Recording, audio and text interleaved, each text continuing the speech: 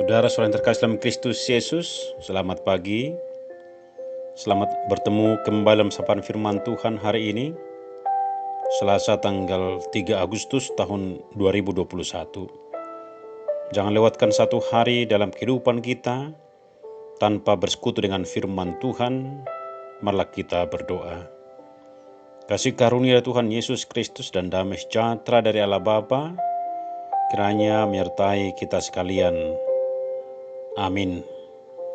Firman Tuhan tertulis pada Amsal 15 ayat 23. Beginilah bunyinya. Seseorang bersuka cita karena jawaban yang diberikannya, dan alangkah baiknya perkataan yang tepat pada waktunya. Demikianlah firman Tuhan. Bapak Ibu Saudara-saudara kekasih, kata-kata yang positif dan mendorong semangat dapat menjadi kata-kata yang hidup, yang membawa motivasi baru bagi kehidupan kita, sekaligus berguna bagi kesehatan dan menaikkan imun tubuh kita. Sementara kata-kata yang negatif dapat menjadi racun yang dapat merusak semangat hidup, sekaligus menurunkan imun dalam tubuh kita.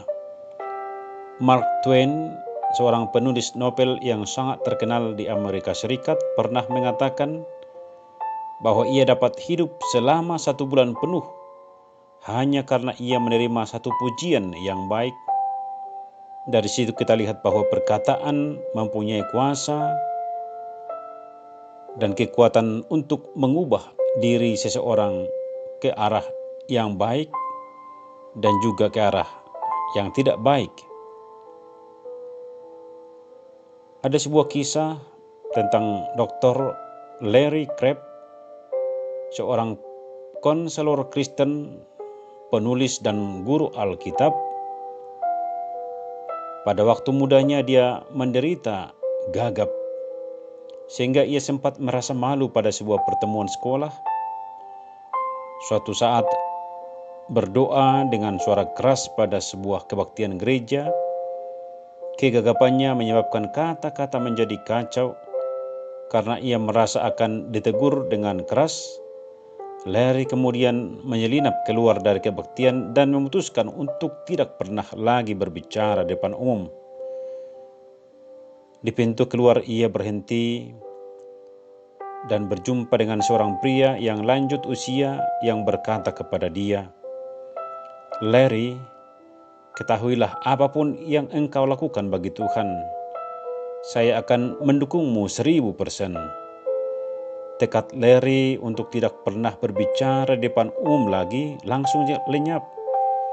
Sekarang bertahun-tahun kemudian ia berbicara kepada orang banyak dengan penuh percaya diri, hingga menjadi seorang pembicara yang cukup handal."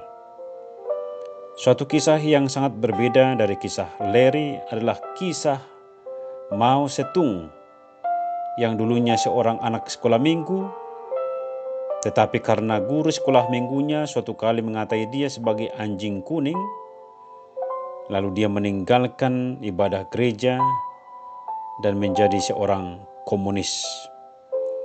Kedua kisah tadi mengingatkan bahwa ada kuasa dan kekuatan dalam perkataan. Berkat perkataan dari pria lanjut usia dapat mengubah Larry Crabb yang dulunya seorang gagal menjadi seorang tokoh yang hebat. Sementara Mao Zedong yang dulunya seorang yang sudah dekat dengan Tuhan berbalik untuk meninggalkan Tuhan. Saudara kekasih, peribahasa Tiongkok mengatakan bahwa perkataan yang keluar dari mulut kita ibarat anak panah yang kita lepaskan dari busurnya. Jika kita lepaskan adalah perkataan yang menyakiti orang lain, maka sekalipun kita minta maaf, akan tetapi bekasnya masih ada dan terasa. Hikmat dari kedua kisah di atas tadi mengingatkan kita supaya berhati-hati dengan ucapan dan perkataan kita, karena kita sadari dapat berdampak besar bagi perkembangan mental dan psikologis seseorang. Di masa pandemi COVID saat ini, hendaklah kita lebih bijak memilih perkataan kepada sesama kita, perkataan yang menyejukkan, perkataan yang menyemangati, perkataan yang lemah lembut dan membangun, supaya perkataan kita menjadi berkat dan motivasi bagi orang yang kita kasihi. Amin. Marilah kita berdoa. Bapa kami dalam Kristus Yesus, terima kasih untuk firman-Mu hari ini yang mengajarkan kami untuk bijaksana dalam berbicara.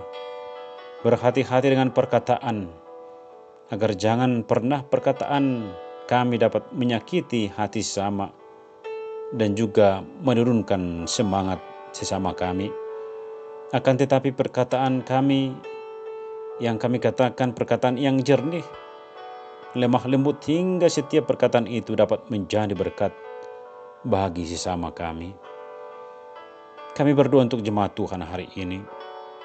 Di tengah berbagai problema hidup, apalagi tengah pandemi yang belum tahu kapan akan berakhir, kiranya kami semakin menyadari bahwa tidak ada sandaran kami di dunia ini selain daripada Engkau.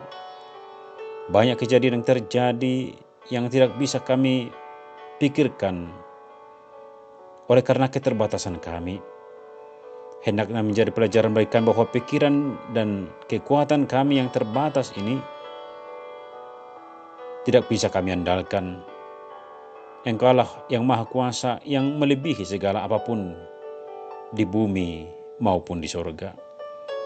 Berilah kekuatan bagi kami hari ini. Yang sakit Tuhan pulihkan, yang jatuh Tuhanlah yang mengangkat, yang terpuruk Tuhanlah yang menopang, yang berduka Tuhan sajalah yang menghibur.